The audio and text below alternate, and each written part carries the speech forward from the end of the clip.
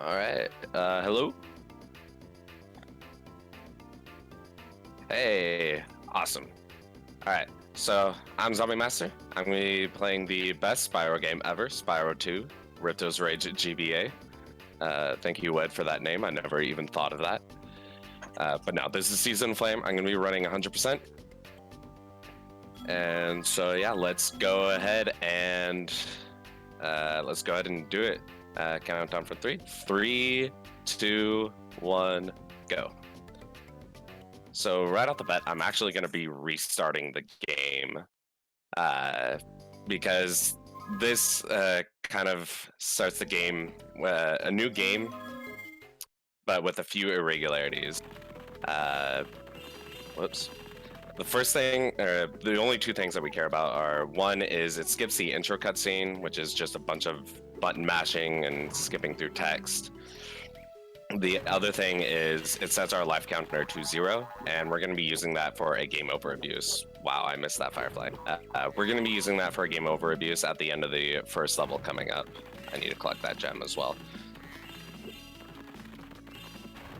Now, something you may have noticed is I don't actually have Flame Breath.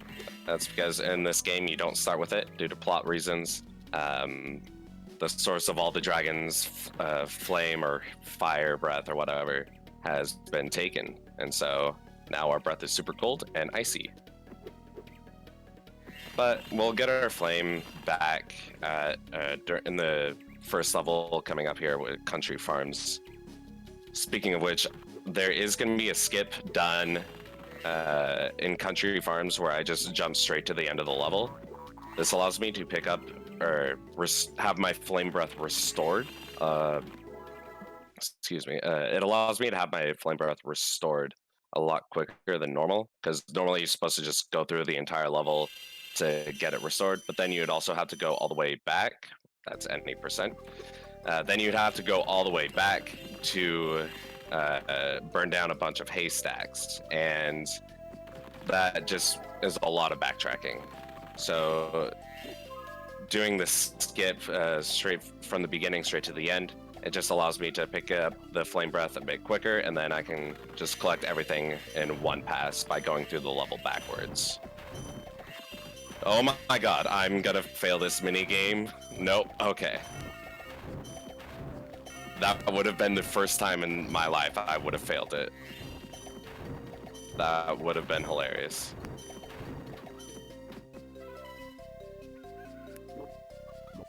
Alright. So, yeah. So we do that. Gonna collect a few more gems in the Firefly here. And then...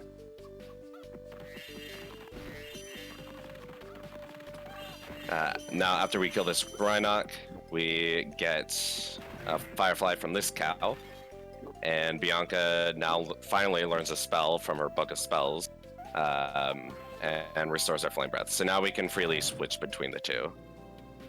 There is a third breath in this game. There is a lightning breath, but that one is purely for power-ups, so it's not permanent. It's only temporary, and we have to pick it up from a power-up gate.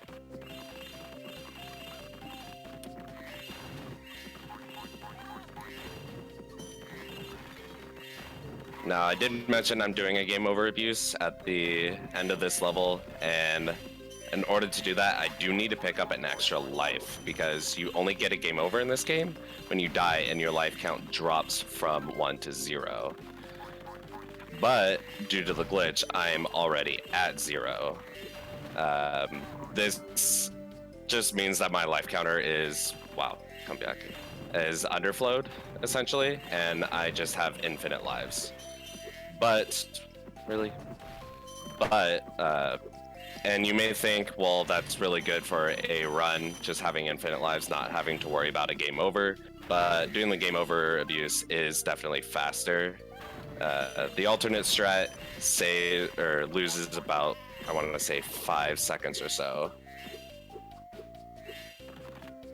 So the game over abuse is definitely faster.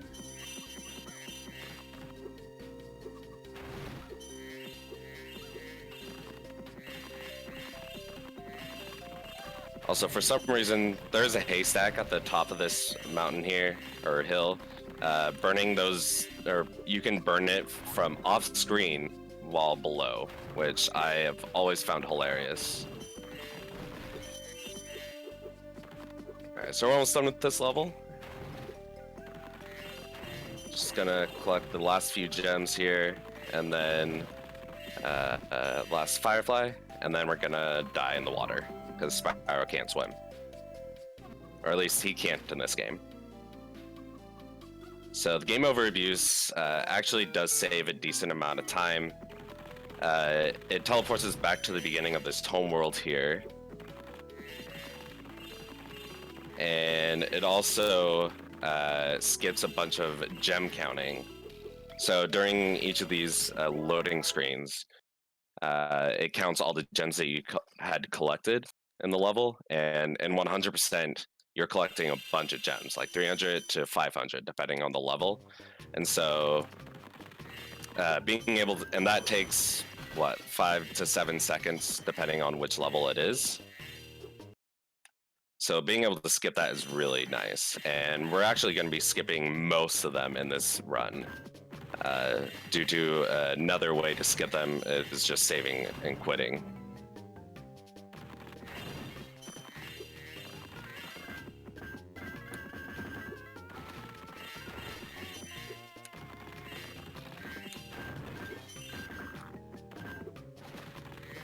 Now, this level is Temple of Dune. It does have one glitch in the level.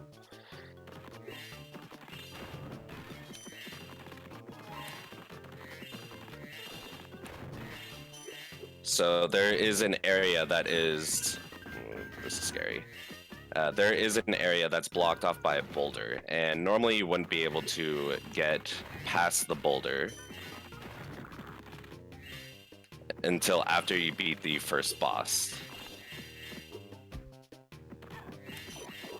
But there is a way we can get into the area through a damage abuse, which allows us, you know, like I said, to get into it a bit earlier than intended, and we can... and we can just collect everything and 100% the level in our first visit. So, save some backtracking. I mean, you're not wrong, Phoenix. It is pretty doomy. There are bombs in this level, for some reason. Like, big, gigantic bombs. So yeah, we're gonna get damaged by this enemy, and then during our iframes, he's going to push us into the loading zone for this cave area. And this is Quick Thief. Or it's not. Okay, we're gonna reset and try again.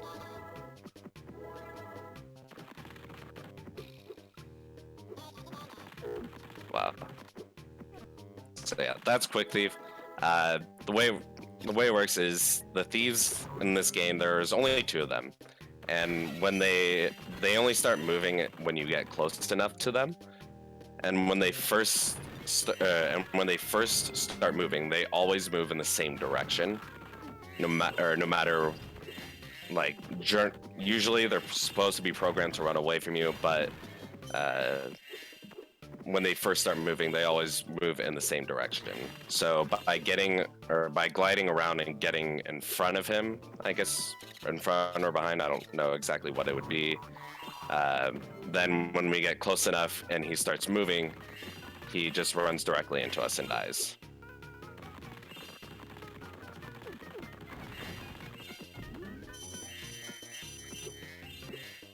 Alright, so we got all the gems, and this is the last Firefly here, and I missed a tech skip there. But yeah, so after the game is done saving here, I'm just gonna be quitting and restarting the game. This skips all the gem counting during the loading screen and saves a lot of time. I'm doing it for almost every single level in the game. I think there are only 2 levels that I don't skip. And yeah, so doing the save and quit saves a bunch of time. Now, this is our first Agent 9 level. Unfortunately, he doesn't have the crazy movement tech like he does in Year of the Dragon.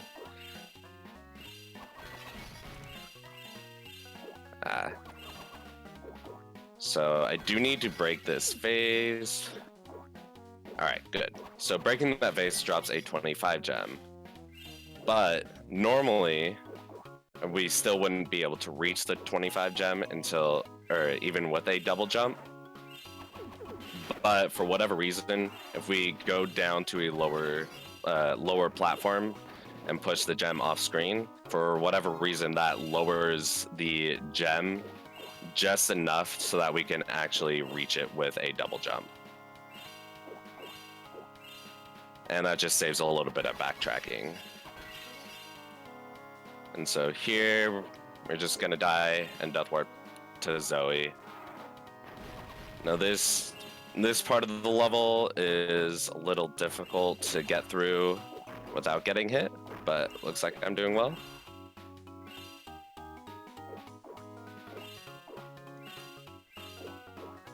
Yeah, awesome. That part went really well.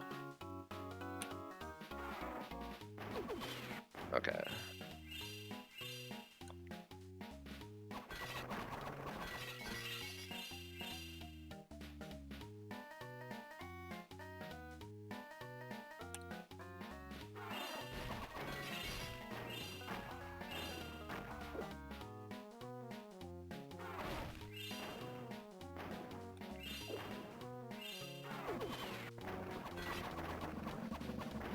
Awesome. So that went really well.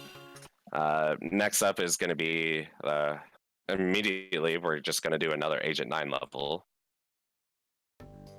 But we're going to be collecting just a few gems and a firefly before we get there.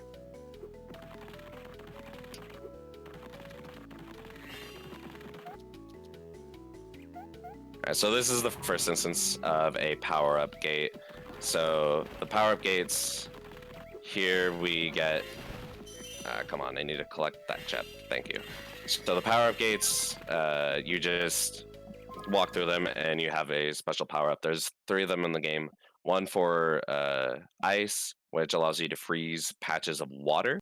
One for fire, which doesn't really do anything special.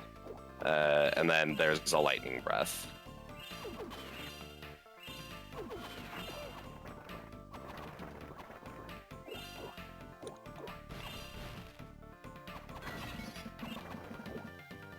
And the lightning breath is sadly only used in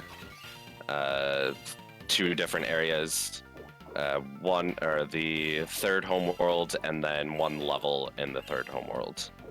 That's all we ever see of it. And it is actually the most interesting, in my opinion, just because of the way it works. But we'll get to that later. This level, there isn't really much to talk about. It's just boring Agent 9 platforming. So instead, we're going to talk about money bags in this game. Money bags is generally known as just being super greedy in the Spyro games, which is still true in this game. You need to pay him to unlock Agent 9, or not Agent 9, Sheila levels.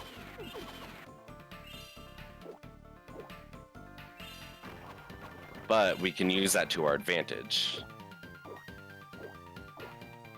So normally, so when I'm exiting a level and going into the homeworld, I can just save and quit and skip all the gem counting. But when I go from, but that's really not an option when I'm going from a homeworld to a level. It doesn't really save any time.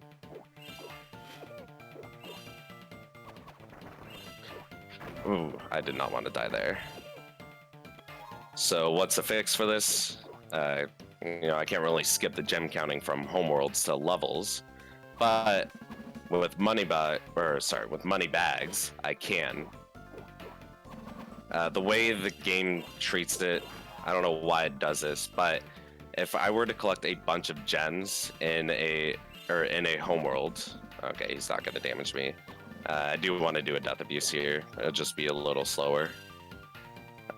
Anyways, if I were to collect a bunch of gems in the homeworld, and then I pay money bags, or sorry, if I were to collect a bunch of gems in the homeworld, it would count all those gems when I enter a level. But if I were to pay money bags after collecting a bunch of gems, and then enter a level, I would, wow, I can't believe that guy sniped me. So yeah, if I were to collect a bunch of gems and then pay money bags before entering a level, all the gems that I collected prior just wouldn't be counted at all. Oh, I'm missing a gem. That's always fun.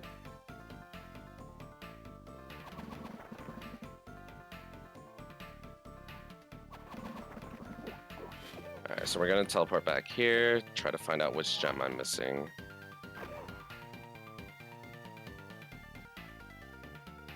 It's probably at the beginning.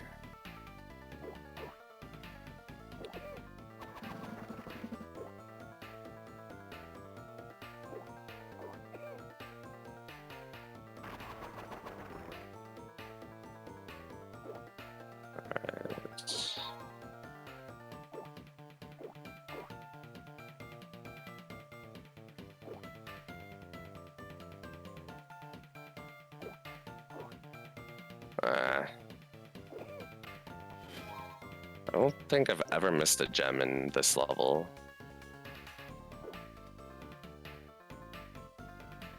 It's not down there. Oh, it's right there, okay.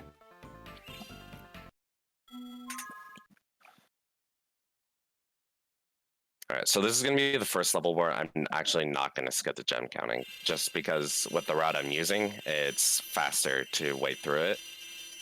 Because I'm in a convenient spot. Here, I'm in a convenient spot in the home world just to start collecting a bunch of gems, and I also need to flame all these sun pedestals throughout the home world in order to get a firefly. Need that gem.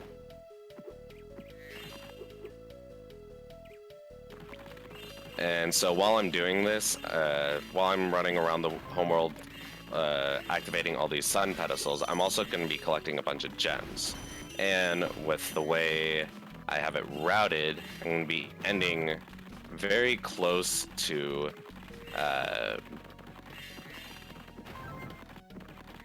I'm going to be ending fairly close to money bags. So after I collect all these gems, I'll pay him to unlock the Sheila level, and all these gems will not be collected during the next loading screen, which saves a decent amount of time.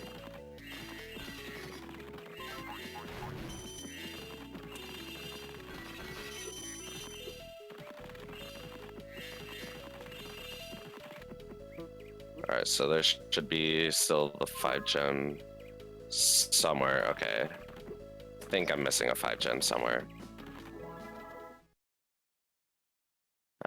Because I should only be missing 2 gems at this point from the homeworld.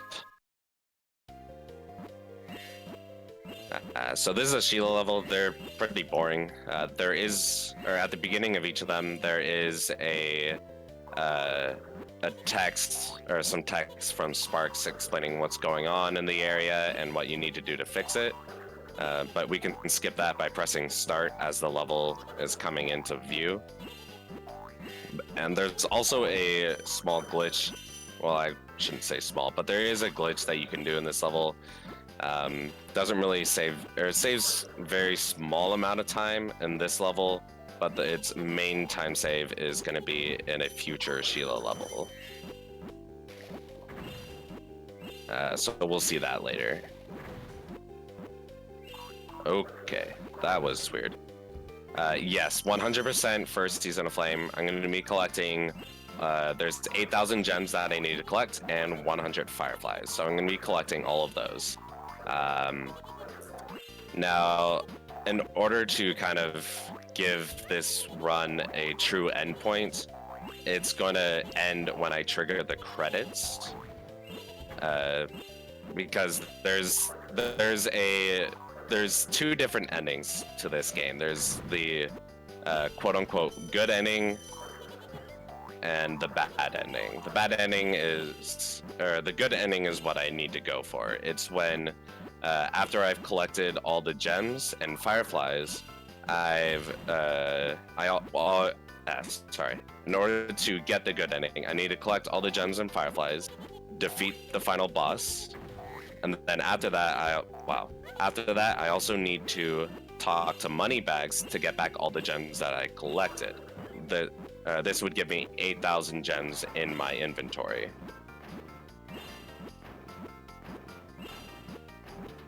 Doing this, or after I do this, I can talk to the Elder Dragon. Excuse me?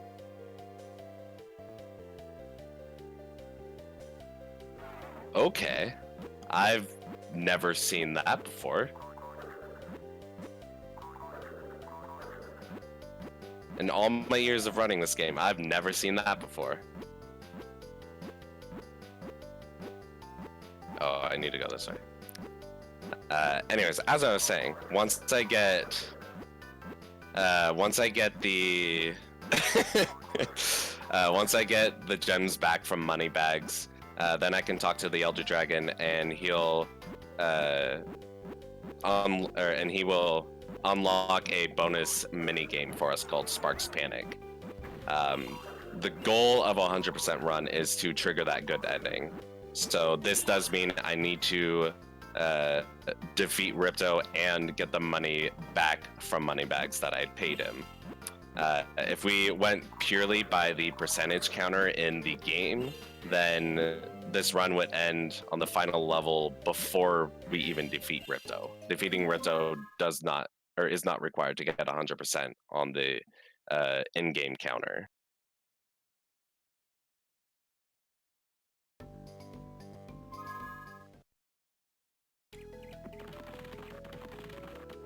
So so doing that, kind of having that as the ending where we unlock that mini game, just gives it a more complete feeling.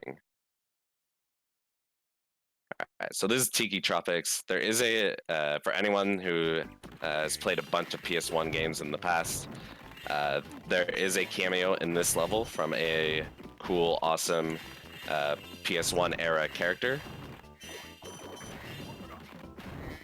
I will give it $0 for anyone who can figure it out.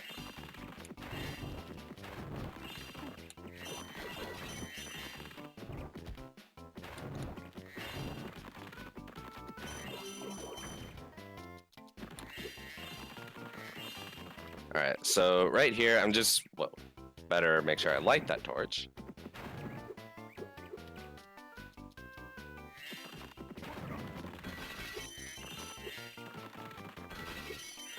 So, so these two green tiki torches that I'm lighting right now, I'm getting to them in an unintended way. You're supposed to use this ice breath power-up to freeze water in order to reach them, but they're so far away from the power-up itself that it's just not worth doing that, so we just glide to them. Also, it is very important that I do not die at any point until I reach the checkpoint or get zapped by Zoe. If I do, then I'm gonna lose a bunch of progress and lose a bunch of time. Because the way the game, there's different ways the game tracks progress depending, or for like these side quests, like lighting these tiki torches. If I don't finish the actual quest and get the firefly for it, and then I die while I'm in the middle of it, if I did not get zapped by Zoe,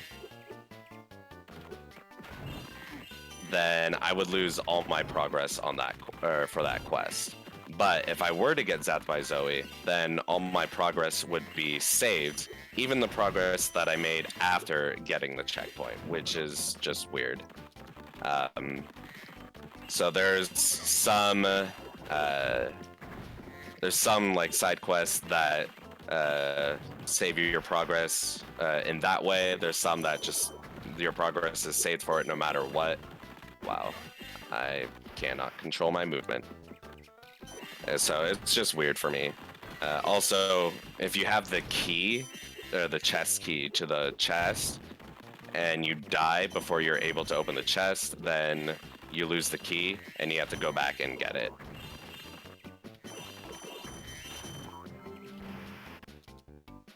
Alright, so I'm gonna make a little bit of, whoops, that wasn't supposed to happen. A little bit of a detour here because I don't have sparks and I want spark. God darn it. Well, now I have sparks again, but that wasn't the way I wanted to get him. Luckily, I did get the checkpoint, so my progress for burning down all these tumbleweeds throughout the level has been saved. But I don't have the key anymore. Because like I was saying, if you die while you have the key, then you lose the key. And you have to go get it back again. Luckily, that didn't waste too much time.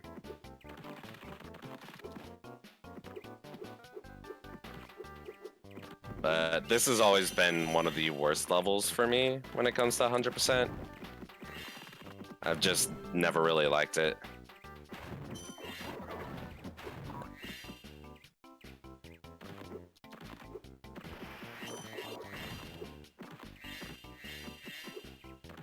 But we are almost done here.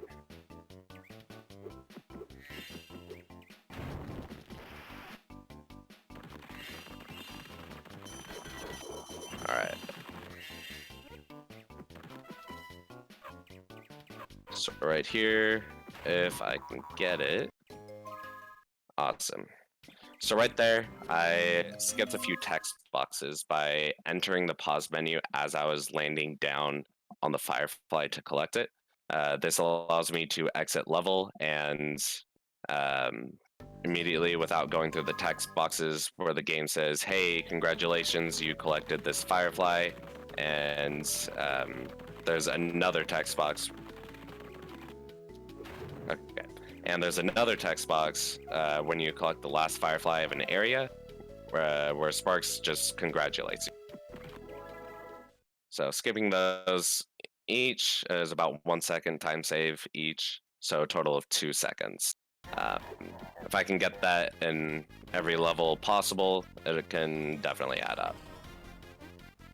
Also, Crush is our first boss fight of the game, and this is the quick strat to defeat him. Casually, he's, in my opinion, definitely the hardest. But even from a speedrun sense, he's also probably the hardest, in my opinion, but he's still really easy. Just the strat to defeat him quickly is the hardest to mess up, even though it isn't that hard. But yeah, that was the boss fight. Totally easy. Alright, so now we're in the second homeworld. We're off to Haunted Hills.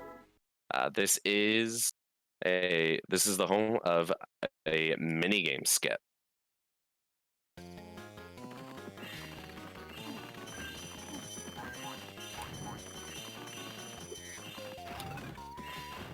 Okay, so that witch is not going to be fun.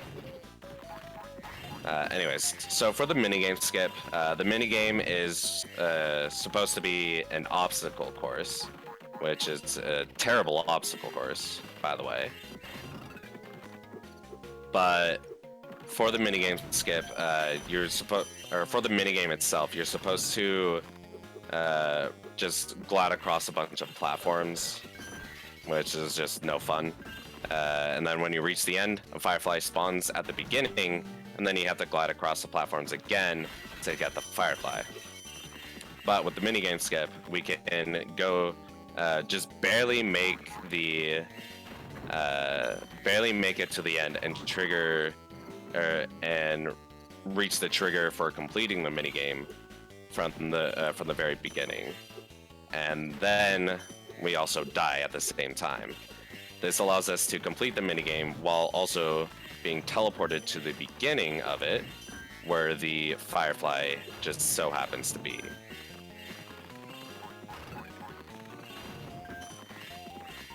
So hopefully I get it. It hasn't been very nice to me in past Spyrothons, but we should be good here, because I've been practicing it a lot.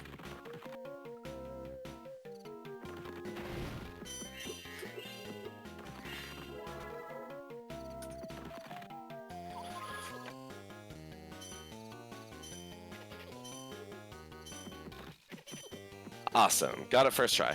That was awesome. So right there, we just completed the minigame and got the Firefly to spawn, and then we got teleported back to the beginning of it. That saves about 40 seconds of gliding across a bunch of platforms. Now, to do the minigame, to do the skip properly, I actually need to avoid getting zapped by Zoe. Because if I were to get zapped by her, then I would simply be teleported back to her when I died. It would still save time, just not as much time as I would want.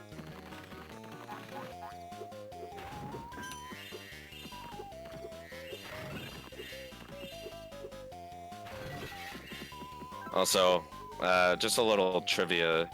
Those two lives that were right next to each other, this game can glitch out if you collect 2 extra lives back to back. If you just collect them too quickly, then the game only treats it as 1 extra life. So luckily that didn't happen with me. I was able to have Sparks for somehow not collect one of them. So I got both extra lives. Alright. Also, the witch that was here earlier that I didn't kill, it's dead now. I killed it. The way that is, the enemies in the cave areas, some of them are linked to some of the enemies that are outside the cave areas. And so they both hold separate gems, but killing one will also kill the other for some reason. All right, so here I'm going to be making a huge trip around this homeworld and activate all these moon portals.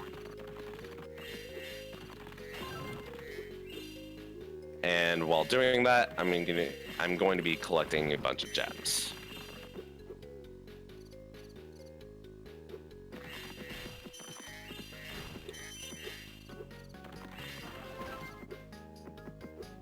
Oh, come on.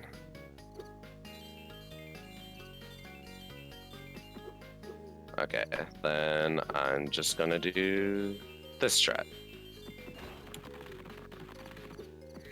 Alright.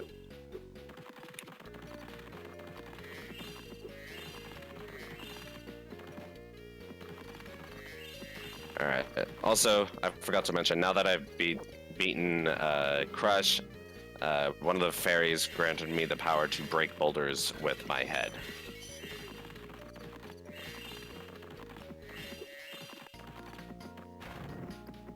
Which is kind of useful, but also at the same time not very useful, especially for a set of rocks that are in this particular homeworld. You really don't need that ability to get past them at all. You can literally just jump right through them.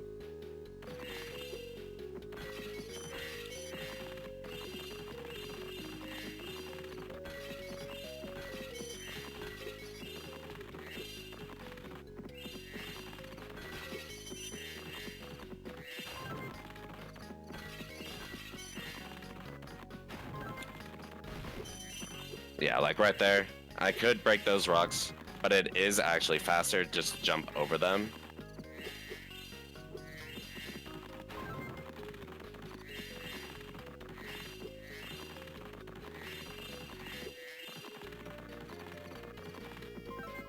It is actually just faster to jump over those rocks. So yeah. And the reason why is because breaking the rocks would actually cause lag. But yeah, so at the end of all of that, collecting all those gems, I just talk to Moneybags and pay him the number of gems to unlock this level, and all the gems I collected will not be counted.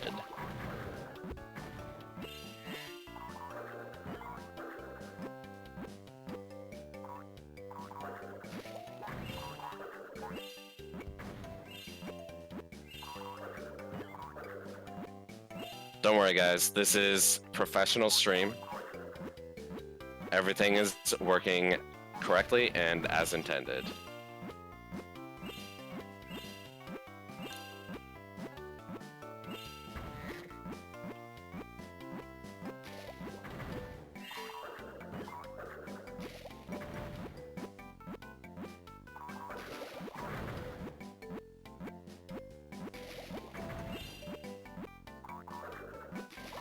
Now this is just another boring Sheila level. It does introduce a new enemy, which is very annoying because it takes a while to actually kill them. They're like grenade enemies. So normally, so to start off, they're actually invincible.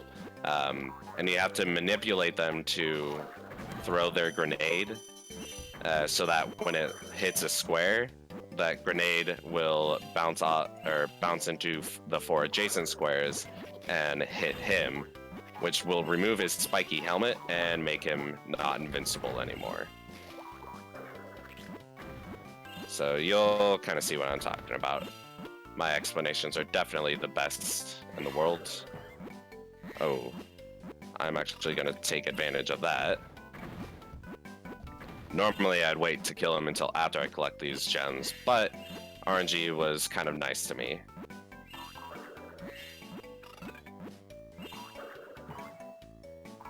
So coming up, there's 2 more of those enemies. Sometimes they glitch out and are on the same square, like right there. But, okay. But I failed to take advantage of that opportunity. So if they're both on the same square, I can kill them both at once, rather than whatever just happened there.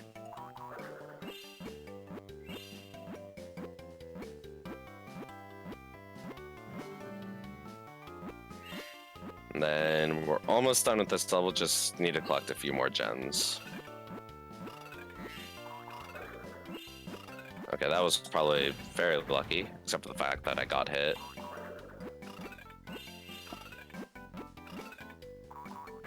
Alright, and that is Lunar Ledges. Now next up, I didn't collect every gem in the homeworld, so I'm going to be collecting the rest of the gems in the homeworld now. And also, I just realized I don't have sparks, so collecting gems without sparks is not fun at all, but luckily, getting a firefly fixes that.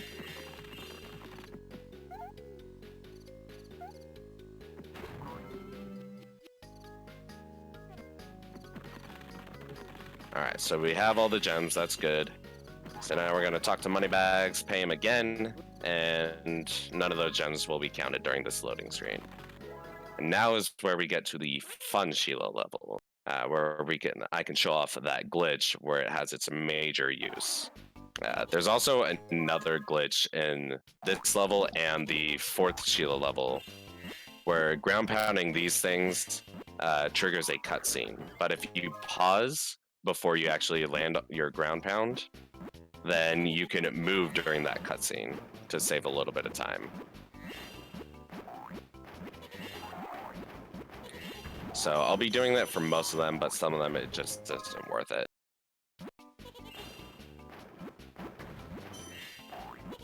Also, unfortunately, during those cutscenes, if you want to collect a gem that's off screen, you can't. Just like most, if not all, Spyro games, this game follows the same rule. If it happens off screen, then it doesn't happen at all.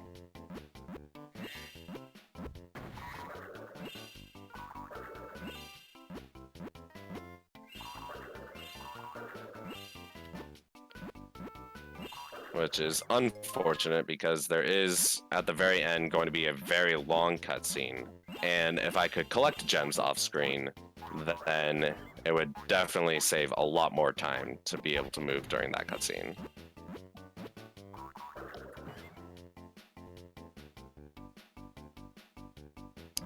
That is actually not true. The season games, along with Attack of the Rhinox, are not the only ones. There's also, I think, 2 Legend of Spyro games that are on the GBA, and then there's Spyro Fusion.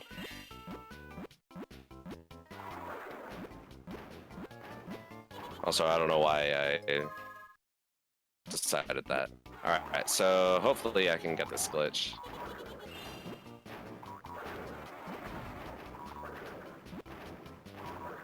Awesome. Flying Sheila. Cool. So, how that glitch works. When you're ground pounding or trying to get on a ledge, that is unfortunate that I did that. Yeah, Spyro Orange. So now I have to do the glitch again if I want to get that gem. So how this glitch works, when I'm when I'm jumping onto a ledge or on a square that's higher than me, and I ground pound on a specific frame, the game kind of pushes Sheila forward 1 square. Oh my god, I can't get it again.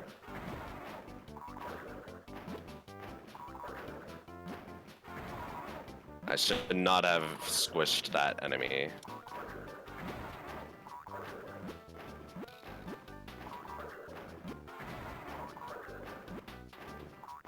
Oh my goodness, come on.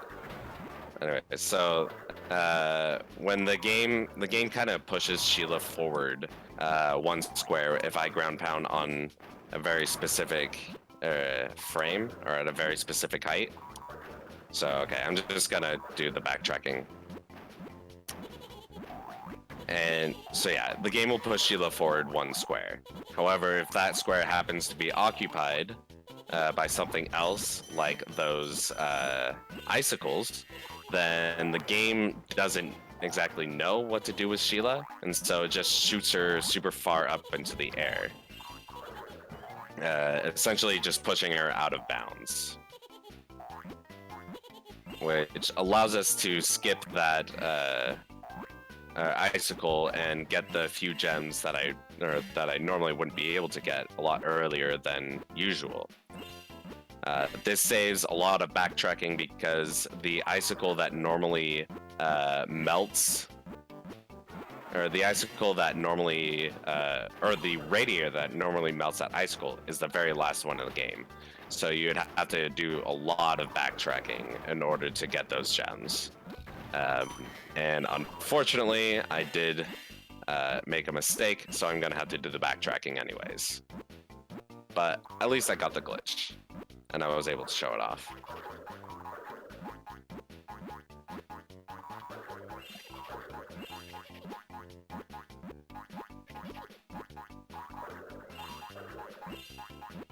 Alright, so that's the last radiator, and this is the longest cutscene. And I just have to sit here and wait for a while.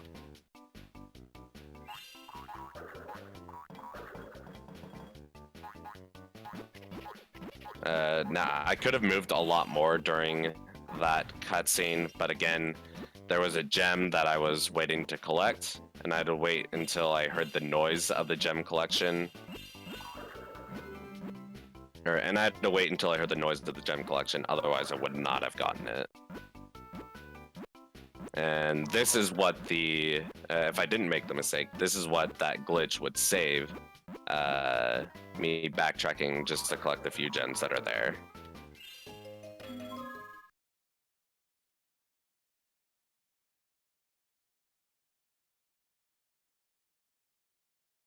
Alright, so I've done everything in the home world. I've collected all the gems and fireflies. So now I can pretty much do, there's 4 more levels left. I can do them in quite literally any order because I'm going to be saving and quitting after each of them to skip all the gem counting.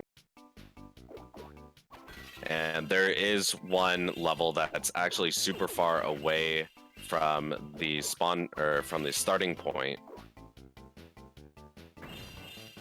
or of the second homeworld, and it's still faster to save and quit even from the closest level to it. It's still faster to save and quit after that level and go to it from the start of the homeworld than it is to wait through all the gems.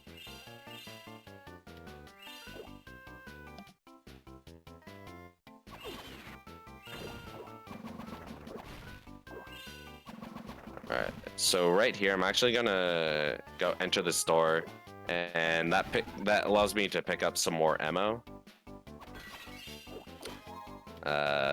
So that I don't have to,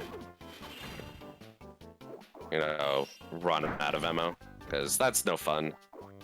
In the Agent 9 levels, you can't actually fully run out of ammo, but when you reach 0, then you can only have 1 shot on screen at any time.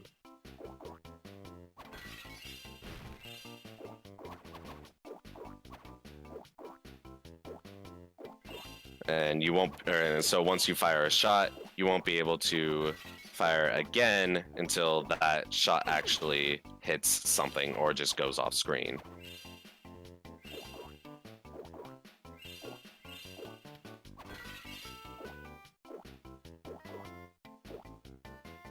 Also, this is very dangerous to be at no health right now. I'm lucky I know that enemy is there, because that enemy has killed me many of times.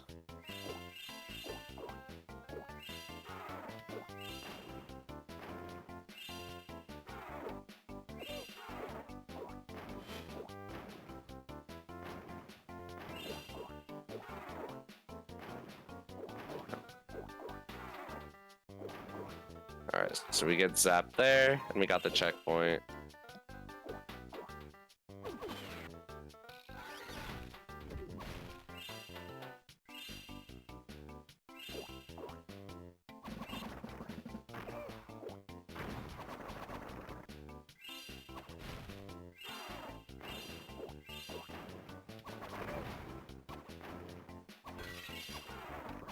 I'm gonna wait for this boulder.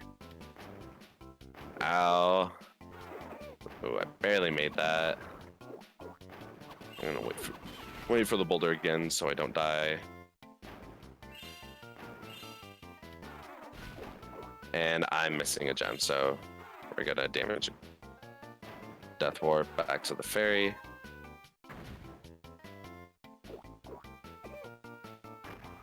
And that guy is stuck. Okay.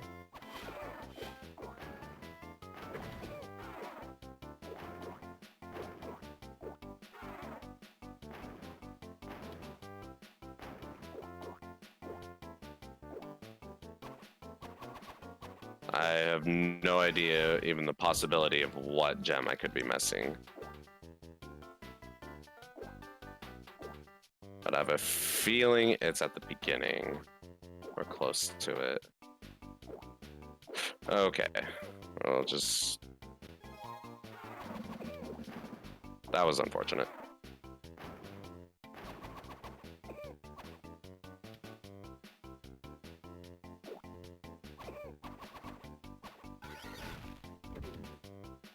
Yeah, unfortunately, missing gems and... Oh, I think that's not it. Never mind.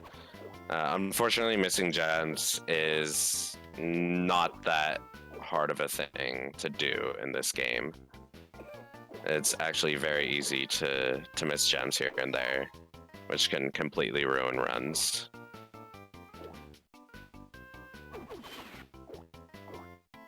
Okay, there it is.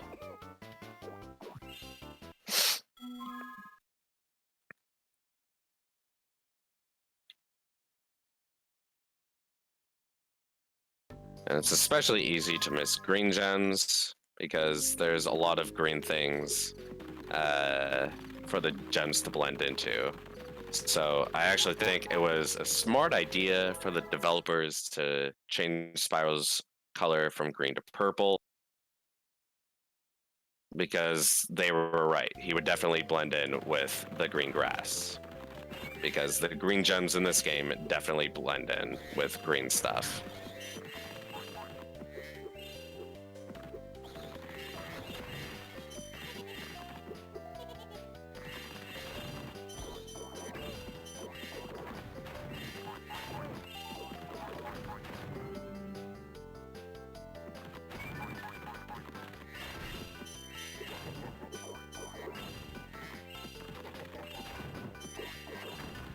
Yep.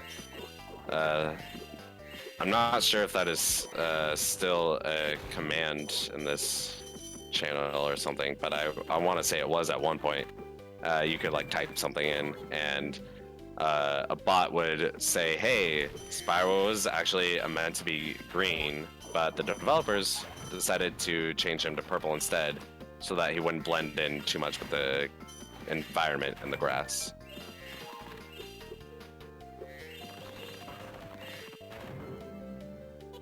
Also, keep resorting to any percent strats here.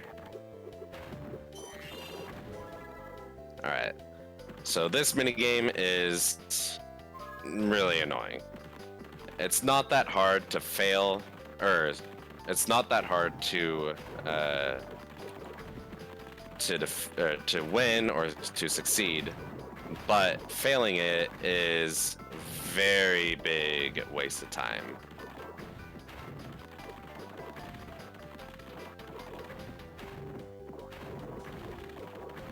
Because the minigame itself is just so long that if I fail it when I get too far into it, then it just wastes at least a minute. Alright, this is not a good... Oh my god.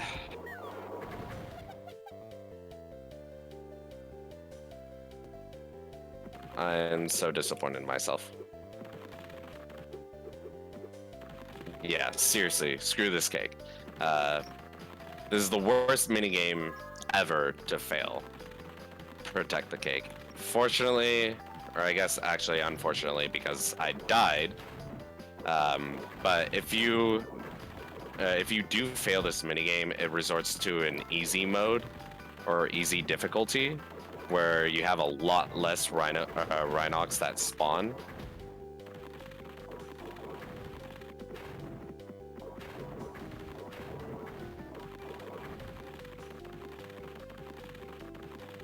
Oh my god, are you serious? But yeah, fortunately, there is an easy mode where a lot less Rhinox spawn, which most of the time happens after your first fail, but if you die, then it resets. So like, as you can see, I'm only gonna have Rhinox spawning from 3 locations now, rather than I think it was a total of 6, so I don't have to worry about it.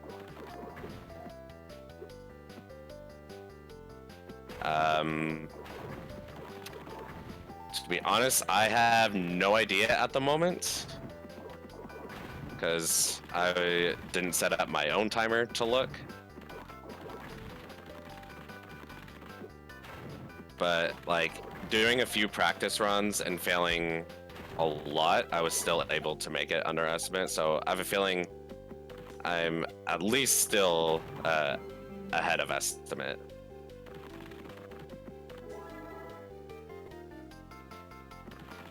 Certain pelican, the worst thing to fail. I'm not sure exactly what that's supposed to be.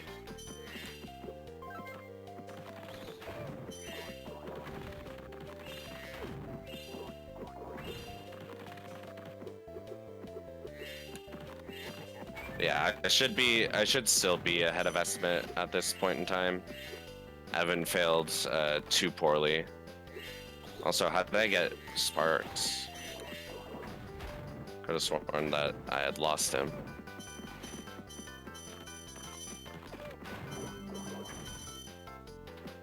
Yeah, this level is also just really difficult. It's one of the only levels where enemies have projectiles, which makes dodging their attacks a lot harder. Oh, the trolley. Oh my god. Okay. That pelican. And I get hit again. But yeah, this level is, like I said, one of the only levels. I think there's only a few other levels where enemies have projectiles that are actually hard to avoid. So getting hit is almost inevitable. And getting hit a bunch is also inevitable. Also, I think I'm missing a Firefly, because that should have been my final one. I'm also missing gems, so that's not a surprise. No, the trolley problem isn't in this game. Or no, there is no trolley problem in this game, sorry. Okay, so...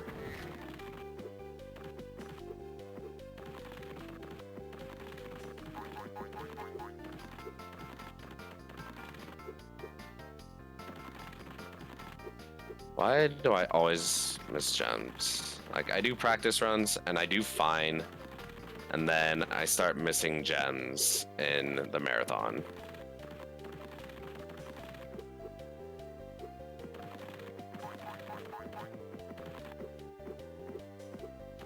Okay, so there's the Firefly.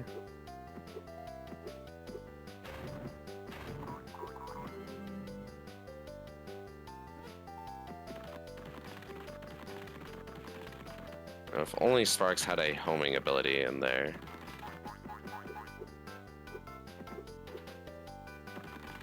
Or... that's probably up here. One of these? Nope. I don't even know which gem I missed. Like, generally, a lot of the times I know which gem I missed because they're common gems for me to miss, but this one is completely new to me.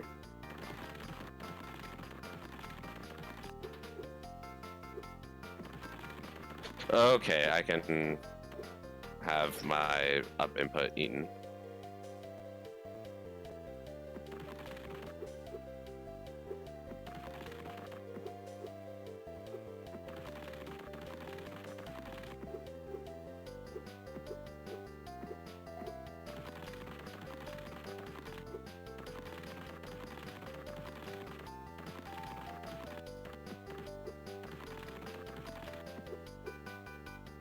The heck? So, oh.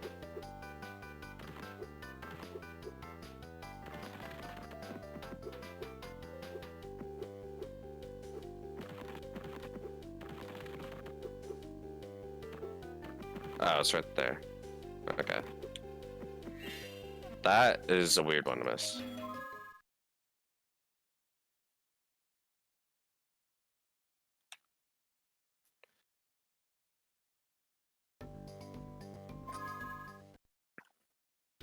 Alright, so this is a level I was kind of talking about earlier, where even though it's super far away from the spawn point of this homeworld, it's still faster to actually save and quit to get to it.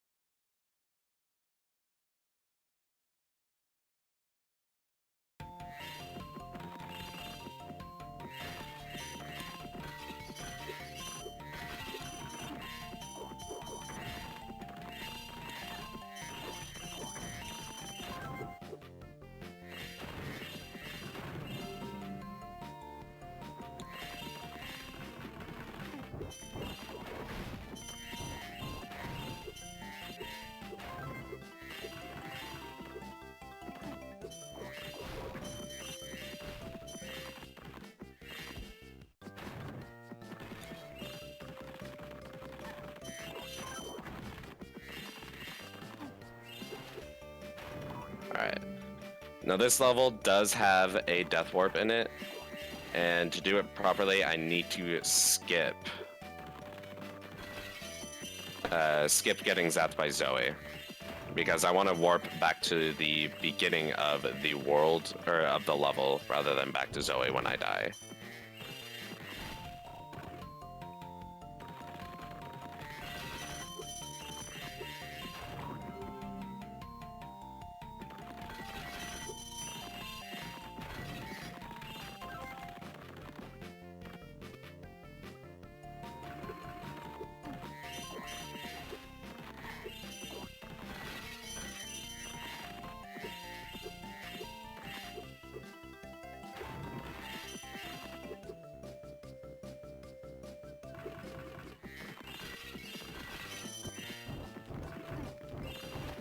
I don't want to talk to you, mermaid. Alright. So we got the quick thief there, which is really nice. I don't have to chase him around the whole arena just to get him. And there's... I don't want to talk to... This is the thing about NPCs. They love talking to you. If you are ever caught in their range and you are walking, they will talk to you, no matter what. Or at least that's what it seems like. And that was a very risky glide. I almost did not make that hover.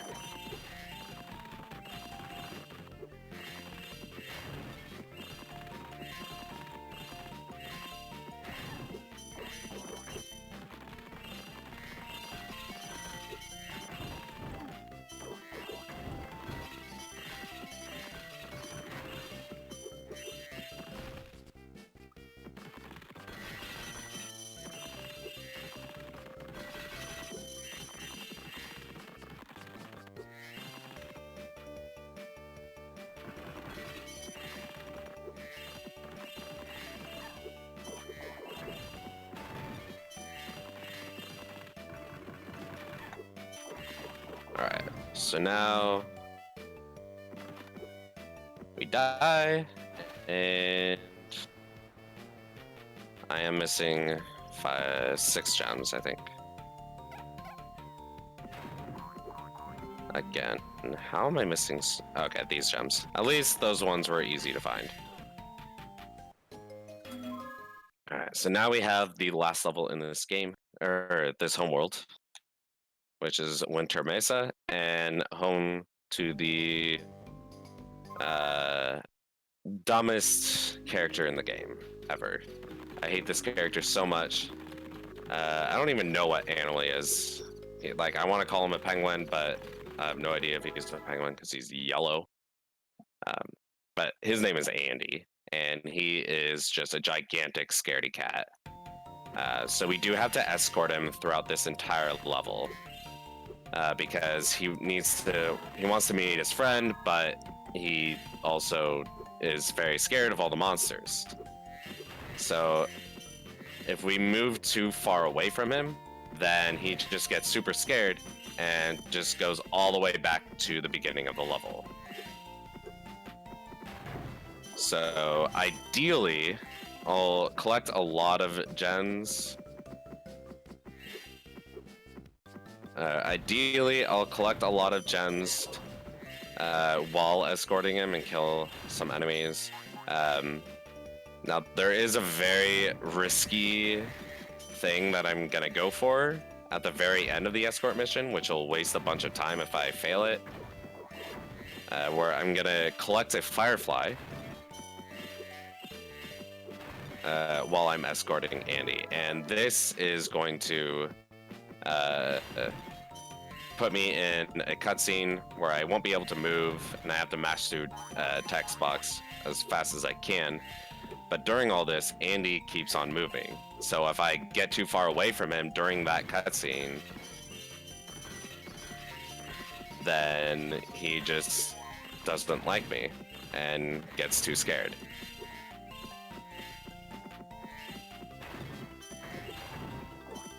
And got it. And also, can I collect? No, I'm not gonna risk that. Sometimes you can collect that 5 gem, but yeah, it's again, not worth it to... I don't want to risk that.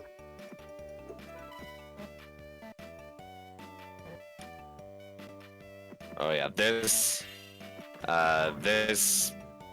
not only looks like... Okay. Not only looks like the original Spyros... Okay, I can die there. Sounds like fun. But this particular game kind of plays a lot like them as well.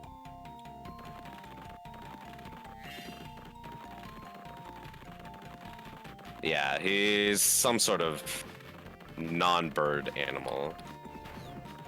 Alright, so right here, I'm actually going to be on a pretty strict timer.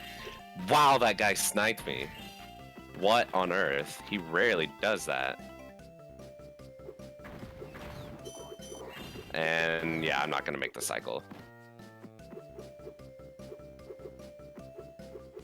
Why can't I get up here? There we go. Yeah, that's not a jump you're normally supposed to be able to make. But we do it anyways, because reasons. So if I was fast enough, I still would have had my powered up flame breath to be able to light the candle that I just passed. Because that's literally the only reason, the only thing you need the flame breath for is to light these candles in this game, because you cannot do it in or with just your normal flame breath.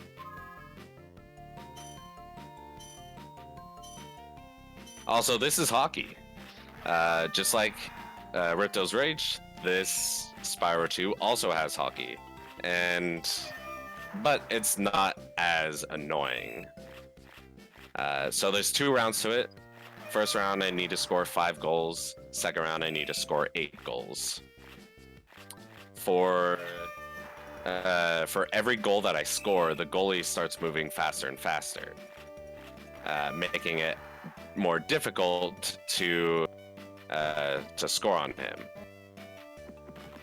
Dang. So this round, second round where I have to score 8 goals, can get really hard because anything past 5 goals, the goalie starts moving painfully quickly, and it's harder to get them to manipulate him in order to score a goal. Like that one right there, I failed the first manipulation.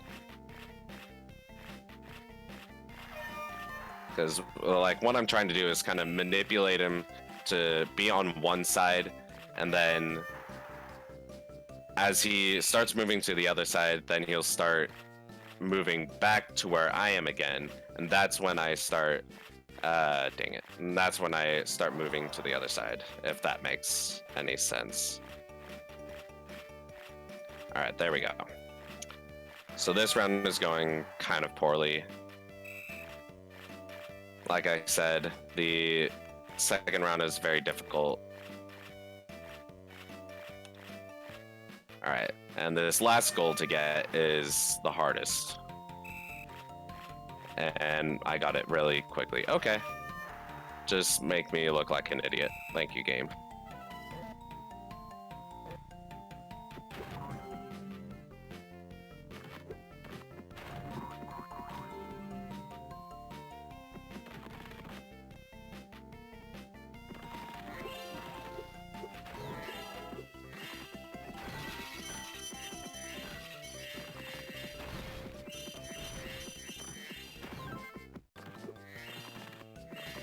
Alright, so because I failed, or I wasn't quick enough earlier in the level, I have to do a backup route to get this key and light up this candle.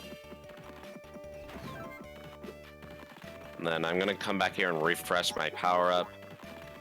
To get this candle, this tree, and then unlock the chest here. And then we're gonna be doing a glide here to get there. And then another very precise glide to get back to the end of the level and light the last candle. And we can talk to Pierre, and he'll give us a firefly.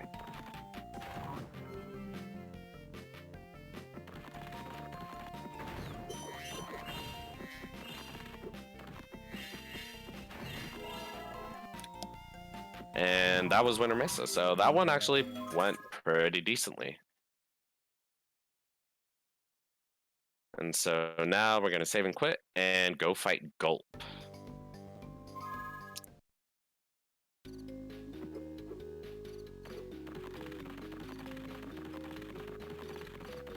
So Gulp is actually really easy.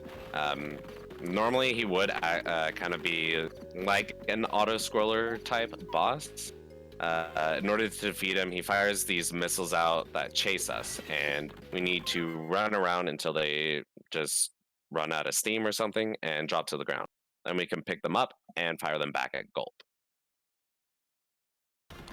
And we need to do that 3 times for 3 hits. But we can make it go a little faster by manipulating the rockets to run into Gulp while they're still in the air chasing us, and this causes them to drop to the ground early, and I missed that manipulation. Alright, so we got that one. And okay. So yeah. So if they run into Gulp while they're still chasing you, then they'll fall to the ground early, allowing us to pick up the rockets quicker and get our hits off faster. And now we're in the last homeworld.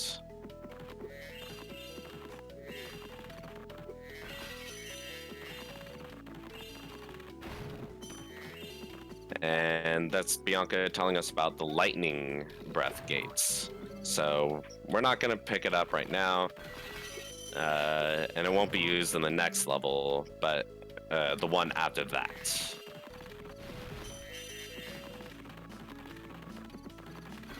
Alright.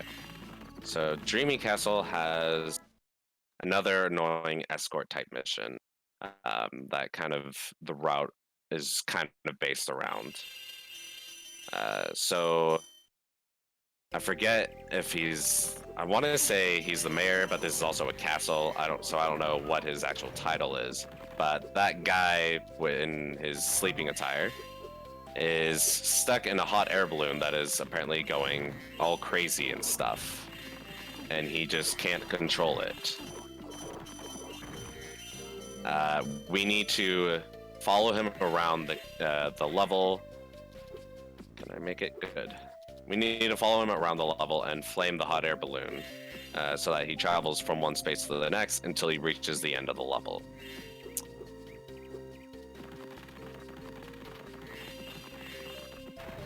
Now, the annoying thing about this is...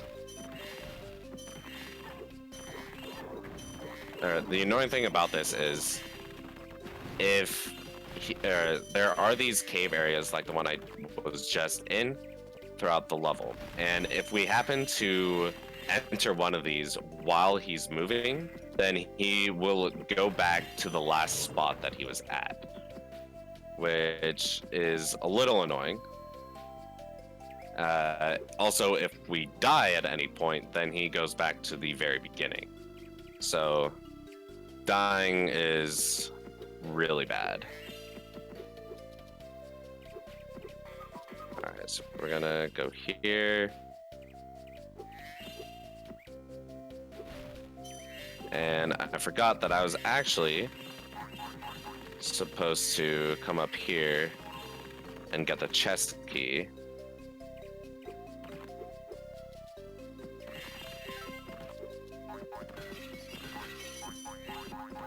But luckily that really doesn't waste any time because I still had some time to burn while he's moving to this next area.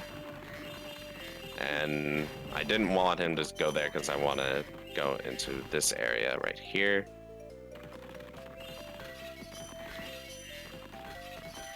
And now he'll be back there. But I'm not gonna flame him just yet because we want to go back here and enter this minigame. So this minigame is similar to the one in Haunted Hills, kind of like an obstacle course. I just need to glide all over the place to reach the end. But we're just gonna do this. Bam. We reached the end, yeah. Good level design there. just immediately reach the end from the beginning. And this one, we don't even have to die. We just get teleported back when we win. Also, you may have noticed that the background music is now gone. What happened with that? Well, if you press start while you're like getting teleported, I don't know what the exact trigger for it is, but pressing start as we're completing that mini game just turns the audio off.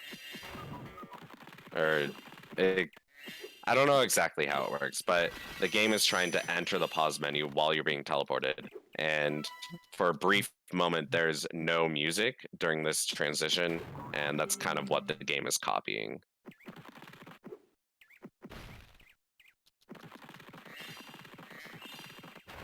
So we're almost done here. We just have to kind of backtrack to the beginning of the level. Like this. And I forgot there is one area that I forgot to go to.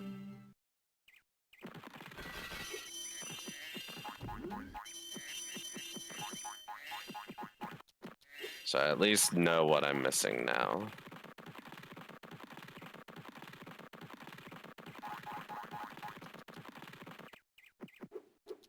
And so this area you're kind of supposed to follow a bunch of platforms, a bunch of the moving platforms in order to get to a few areas in the game, but we don't need to do it for all of it.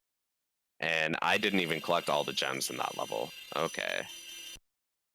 I didn't realize that, but that's my fault for not seeing the 500 out of 500. So we'll go back to that levels after this one.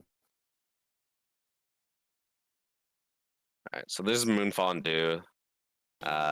This is also another one of my least favorite levels, but it does make use. Wow, failed that cover. It does make use of the lightning breath. It's the only level to actually have the lightning breath in it. And the lightning breath is kind of interesting in that it kind of abuses the isometric platforming to its fullest extent, and it allows it to hit things that it visually touches. Like you can visually see it touch certain objects, but that object could be a lot lower. Like right there, that should not have reached. Also, we're gonna... So right here, I'm actually gonna make a little bit of a detour to get that to open up the chest because... Oh, I didn't make that one. Okay. I want to abuse the lightning breath here.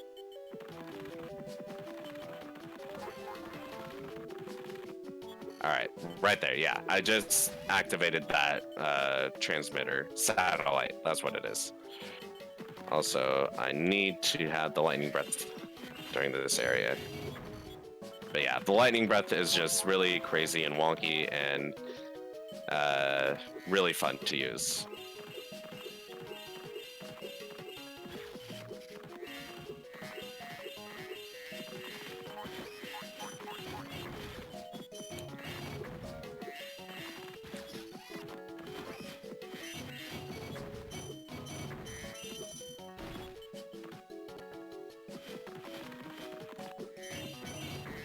Come on.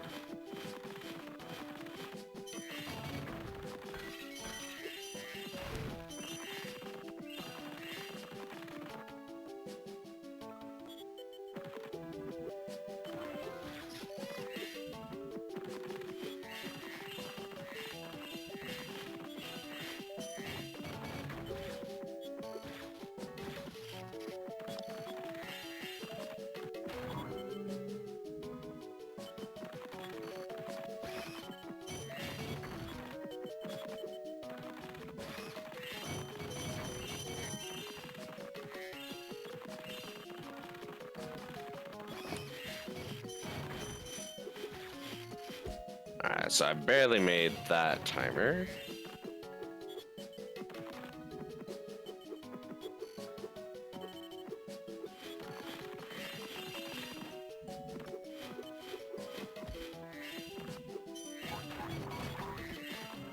Alright, and then once again, hitting stuff with the lightning breath that I shouldn't be able to, but lightning is amazing.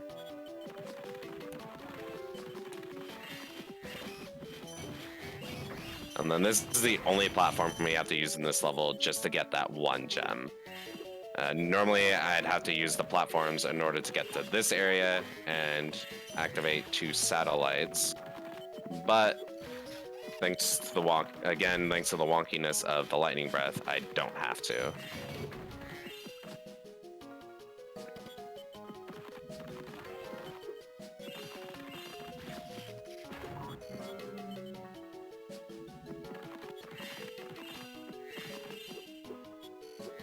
Alright, so I'm gonna actually leave that for later because I need to come back to this area for the minigame. I can die as well. That is a good thing. Alright, so we're gonna do this.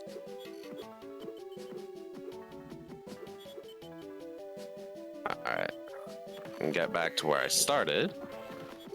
So now that I've activated all of the satellites, I can talk to that mouse, and he gives me a firefly. Then, and I actually have to do that before I do the minigame, because if I don't get that firefly first, or at least talk to the mouse after activating all of the satellites, then I can't come here and activate the minigame. So this is very similar to the Protect the Cake minigame. It's pretty much just as difficult, but it's not as unrewarding, or it's not as painful to fail, because it is much shorter.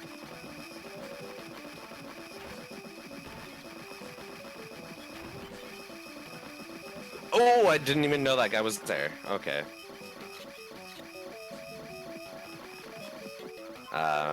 Well, that was unfortunate. But again, if I'm not mistaken, just like the cake minigame, nope, that is not a... Alright. So, if I'm not mistaken, just like the cake minigame, if you fail this one a certain amount of times, it'll go into easy mode, where it'll have a lot less Rhinox spawning, but that is apparently not the case right now.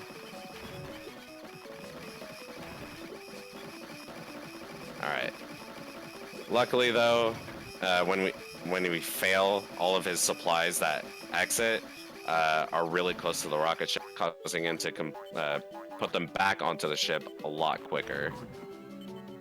Alright, I don't think I got every gem in this level, so I'm going to actually check. Nope. Okay. Dang. That is unfortunate.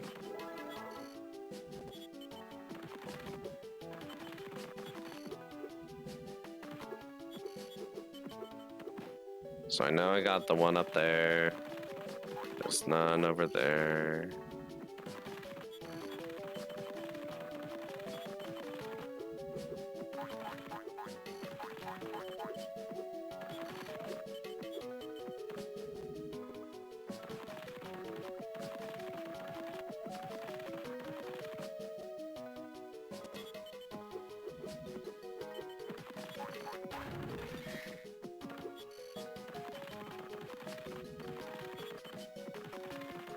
We're here.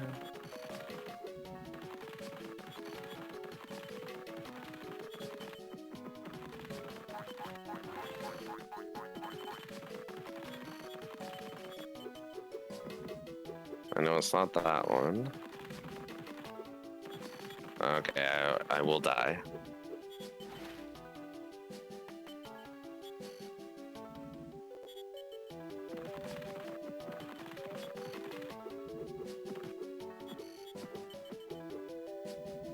Oh, it's probably over here.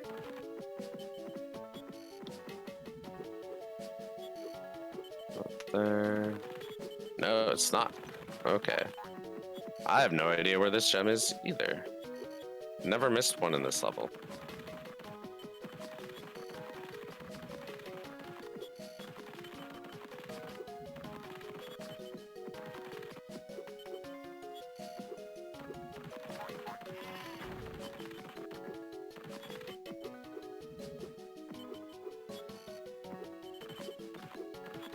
Oh, I think I may know which one it is. Where it is? Oh, no, it's not in there.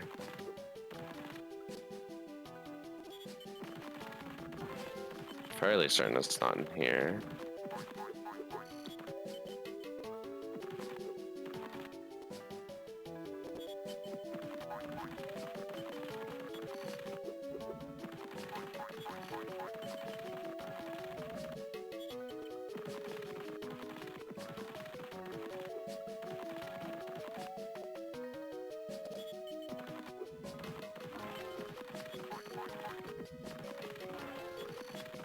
This one. No, it's not this one.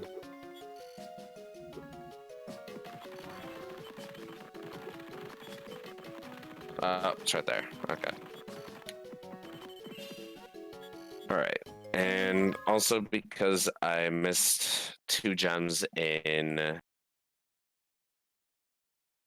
the previous level in Dreaming Castle, I'm gonna make a quick detour to go get those right now. Yeah, the gems in this game blend in really well, so it can be easy to miss them. There's a level, Haunted Hill, that is very notorious for this. It has a bunch of puddles of green sludge throughout the level, and there is, I think, 2 separate green gems that are in these puddles, and they blend in super terribly, or super well, and it's super easy to miss. But I've missed them so many times in runs that I don't miss them anymore. I intentionally I make a mental note of where they are. All right. So now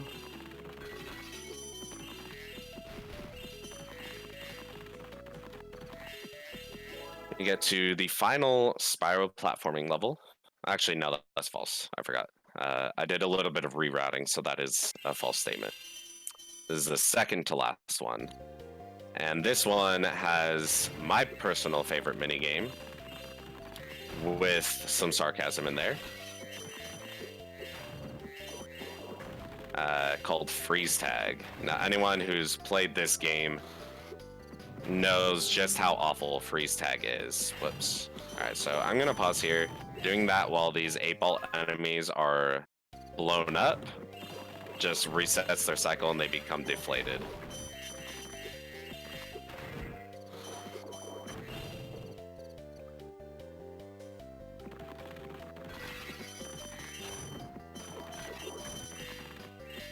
Oh, you'll if you've played this game, when I get to the minigame, you will see what it is.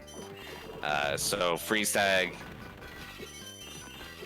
Oh, okay, yeah. Cake is definitely not even the most annoying minigame. It's the most annoying to fail in this game, but it's not the most annoying overall. Freeze tag is by far the most annoying. And especially so in this level because this is actually supposed to be the second level with freeze tag, but I skipped the first level, and I'm actually saving that towards the end of the run, just because it's slightly faster. But yeah, freeze tag is super annoying. Basically, I need to go around this arena and freeze these imps, and freeze these imps. If I can freeze them all within a certain time limit, then I win and I get a Firefly. But the imps that are unfrozen can tag the frozen imps and unfreeze them. Hence the name freeze tag. Also, I don't have sparks, which is really fun. So yeah, it can, and the imps, yeah, if the imps touch each other, they unfreeze. Oh no, this is not good. I did not have my ice breath on, so the strat failed.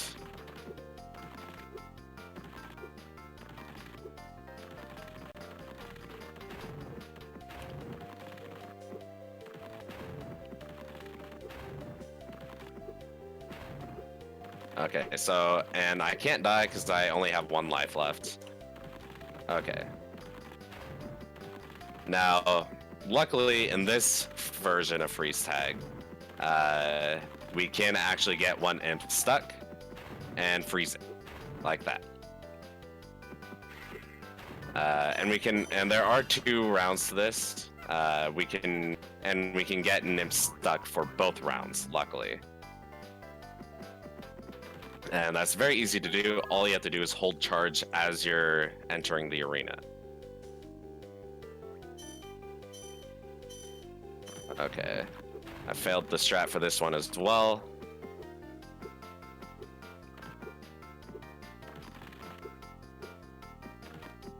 But we recovered. So yeah, for the Gypsy Road freeze tag, in both rounds you can get an imp stuck inside this crystal ball. However, this is NA NTSC exclusive.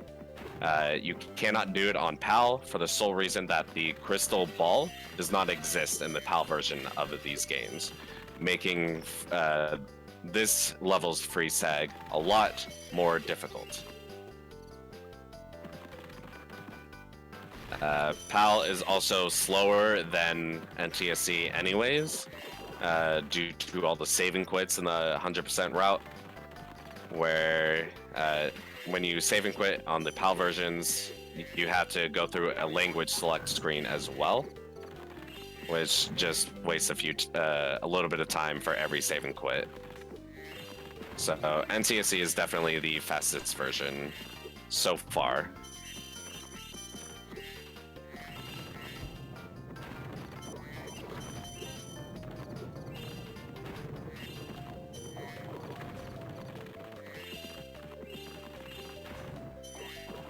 Yeah.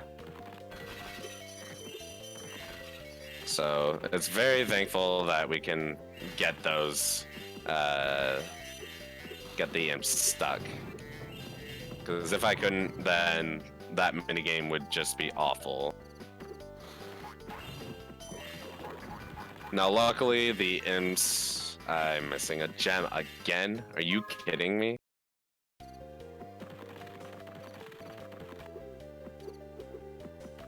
Why am I always missing the gem? Anyways, as I was saying, fortunately, the imps AI, their movement is based off of Spyro's movement and position. So if, which allows you to do the exact same thing every time from the moment you enter the arena. If you do the exact same thing, so will the imps. So this allows us to have strats for both rounds of freeze tag, not only for this level, but for the other level that has freeze tag in it as well. And I'm not saving and quitting here, just because it is surprisingly just slightly faster not to do so. If I do this part optimally, which I don't think I did.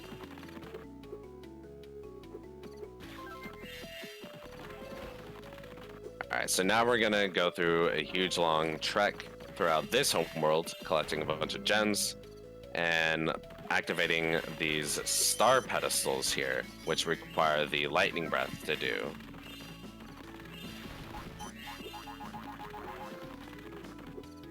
And we're gonna end it by paying money bags once again, and skipping all the gem counting in the next loading screen.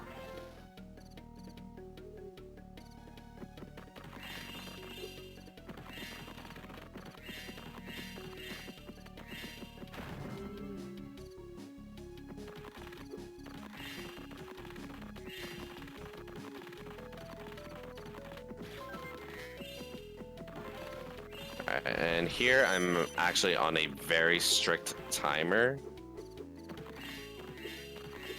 for this lightning breath. And I don't think I'm gonna make it because that text messaging was terrible. Actually, nah, I should make it.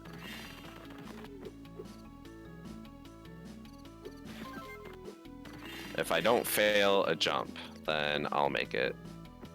Awesome. And I'm also missing gems in this homeworld. Wow. Moneybags, talk to me, please. Talk to me. Thank you. Okay. So I'm missing 12 gems in this homeworld. That's fun.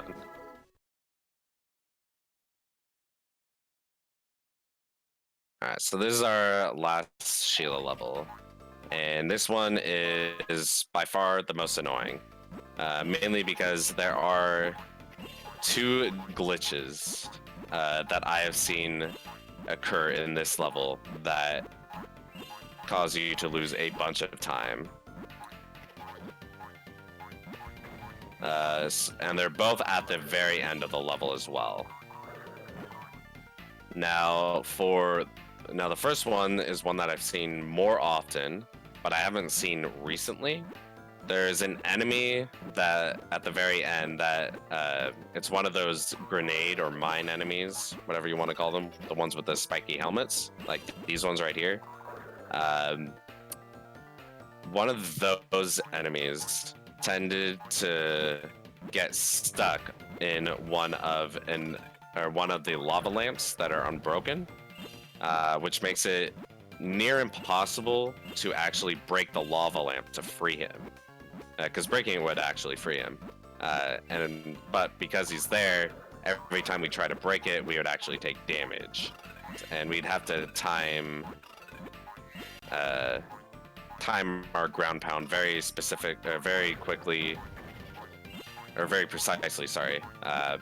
during our iframes in order to break open the lava lamp to free him. But that was very hard to do and very likely resulted in my death. And there was really nothing I could do to control that. I just had to hope it didn't happen. But the other one is far worse when it happens. The other glitch is there's just an enemy near the end that sometimes just doesn't want to spawn. And the only way to fix that is you can't even die. You have to completely exit the level and re-enter. So that also wastes a ton of time. And I believe if you look on the leaderboards, the world record run of this game on the leaderboards by Yadra, she had that glitch happen in the world record run. So it was really, she lost a lot of time from it. It could have been a lot faster of a run. All right, will do.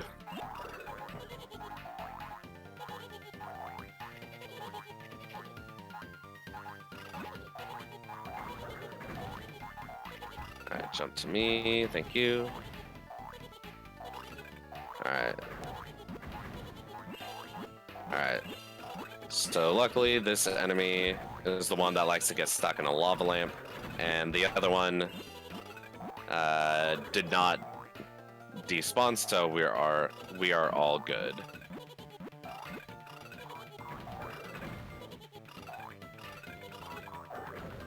Alright, so I've actually, and I didn't even get it this time.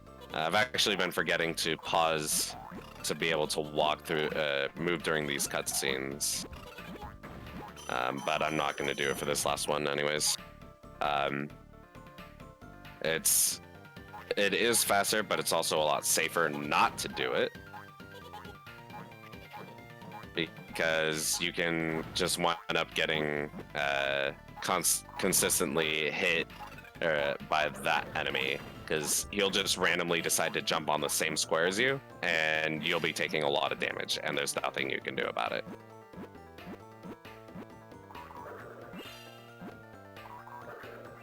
Because if you press pause to be able to move during the cutscenes, then the enemies can also move during them.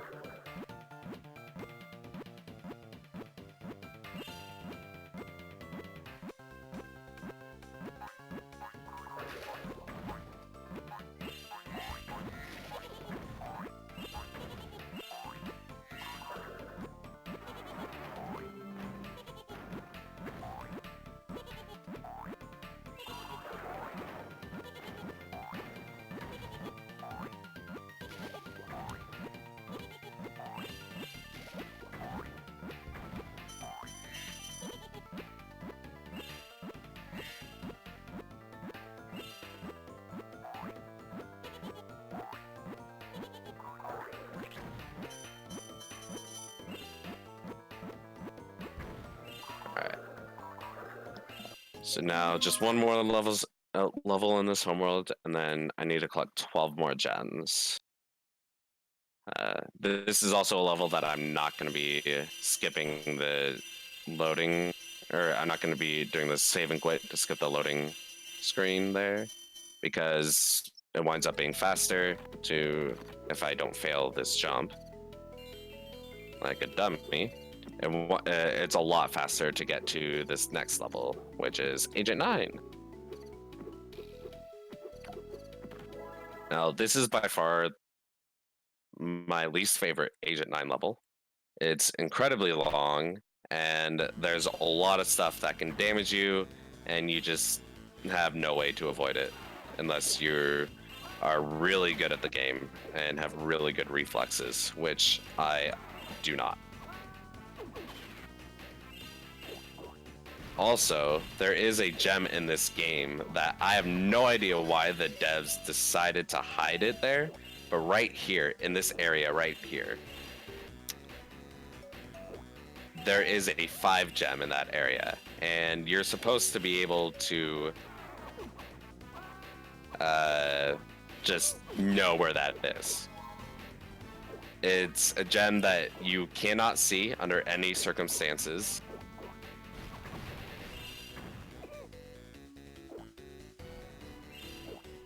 It's a gem, yeah, it's a gem that you cannot see under any circumstances. There's just no way to know that it's actually there. And so if you miss it, then you're just out of luck.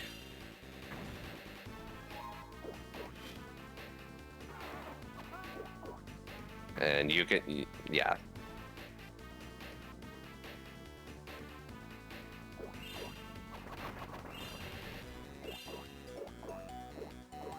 So that's really good level design there. No idea why the devs decided to put that gem there.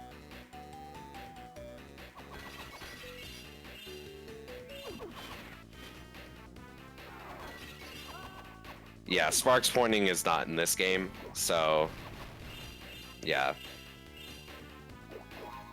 Or at least if there is a way to do it, I haven't even been able to figure it out. But yeah, as far as I know, there's no sparks pointing in this game, which is just really unfortunate, and I failed that damage boost.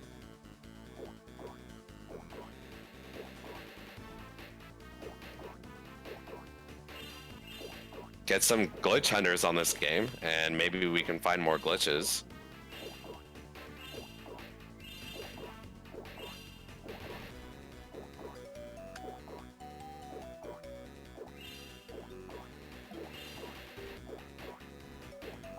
Alright, so right here, after getting that, I'm gonna kill him just for safety. So there are these 2 branch paths that are dead ends.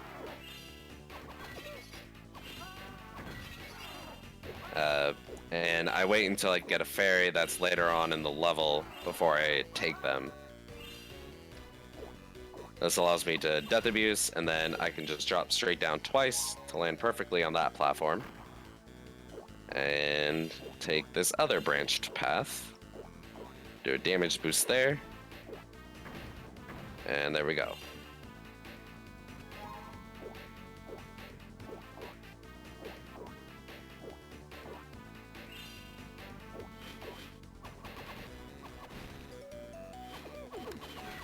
Okay, get that gem.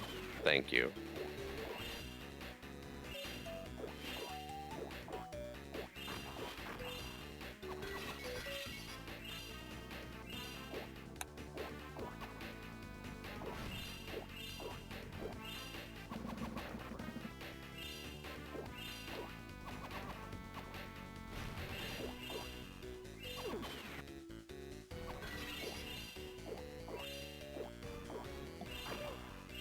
Alright, so we're almost done with this level. After this, I need to search for the remaining 12 gems in the homeworld, and then we can go fight Ripto. Now, Ripto is actually an interesting fight, because it's definitely not done in the intended way. So, the intended way is when the fight starts, Ripto spawns. Well, I still have one level to do after the Ripto fight, so Ripto is not going to be the last thing. Ripto. Alright, so here's 5. Yeah. I actually kind of recently rerouted this game, or this category, and now there is a level that I do after Ripto, just because it's faster. Alright, I need to find this 5 gem. I have a feeling it's the same 5 gem I missed in a practice run over here. But it's not. Okay.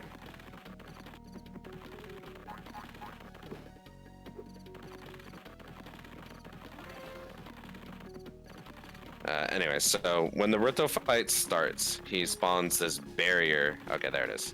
Of cards to protect him.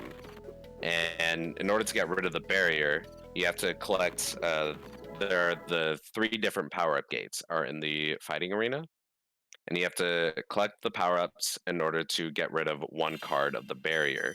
But you can only have 1 power-up at a time, so it's very long and tedious.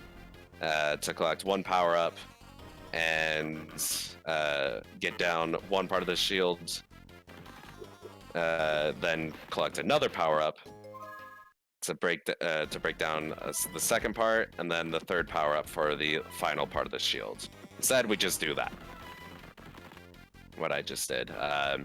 So by charging directly at his barrier and then jumping, by charging directly at his barrier and then jumping, we can actually, then we press pause. We actually clip through his shield, or clip through his barrier, and allows us to get through, or get all 3 hits off rather quickly.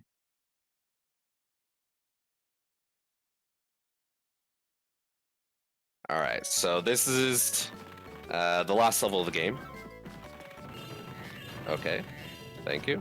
So, in past runs, let me get this gem. In past runs, I would do this kind of as the 2nd level, but it was not very fun because there are 2 caves that are blocked off by boulders in this level, and at that point in the game, we didn't have the ability to break them, so we had to do a damage boost like we did in Temple of Dune. To break into both of those areas.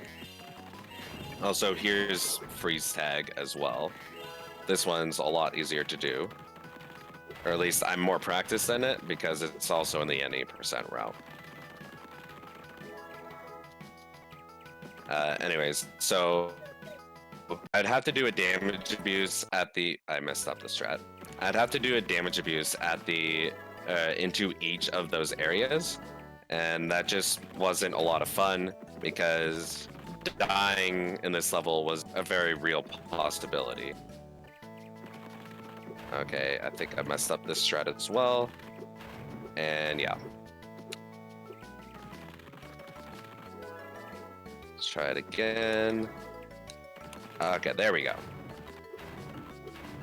So yeah, I'd have to damage abuse into both of those areas, but if I died, or since one of those areas actually contains a chest key, if I died after obtaining it, then I'd have to go back into that cave to get the chest key again.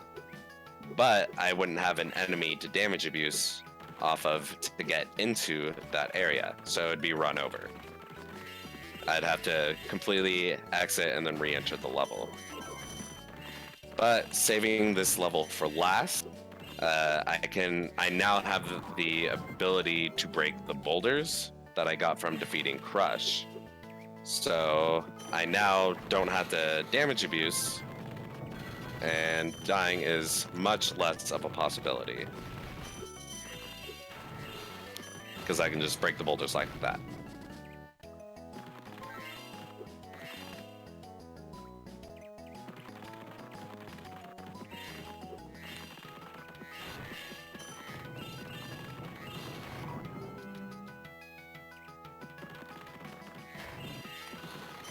Alright. I wanted to make sure to kill those 8-ball enemies before they inflated. Because while they're inflated, they are invincible. They can't be killed, nor can they be frozen. Okay, you are not a fun guy.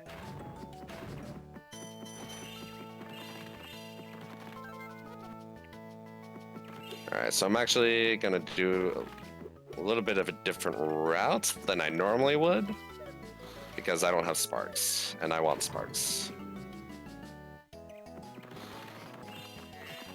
So normally I would head down and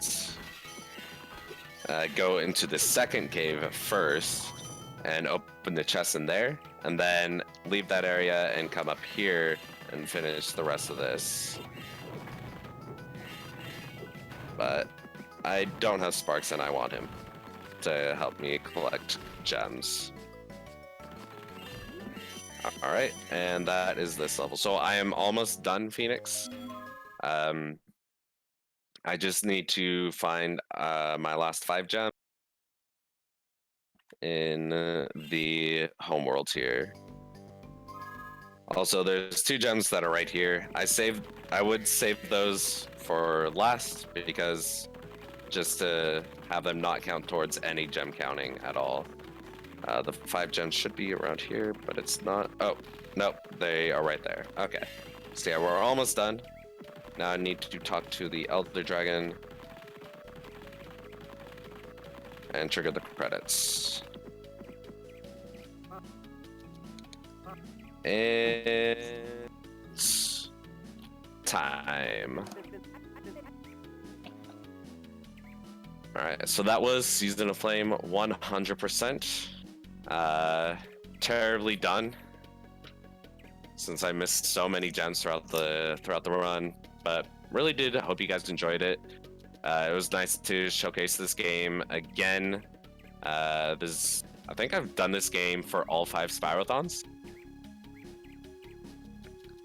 And before I go, I do want to give shout outs to Rubber Ducky Assassin, who submitted this game, the any percent category, and was going to run it, but unfortunately, due to unforeseen circumstances, couldn't.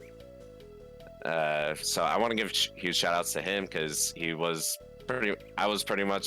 was actually the only person to represent this game, the only person who was running it. And but having someone else finally take it up was a huge deal for me. So at least he was able to take it up. Anyways, stay tuned. Next is going to be the OG Spyro 1 Any Percent by Dactyli, I think is how you pronounce that name.